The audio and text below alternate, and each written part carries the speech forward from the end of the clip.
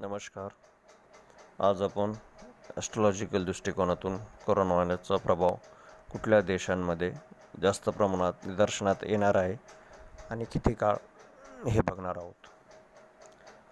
सर्वप्रथम 6 मे ते 11 मे आणि 15 मे ते 29 मे या दिवशी खालील देशांमध्ये कोरोना व्हायरसचा जास्त प्रभाव जाणवणार आहे. USA, Spain, Italy, UK, Germany, Russia, Brazil, Iran, Peru, India,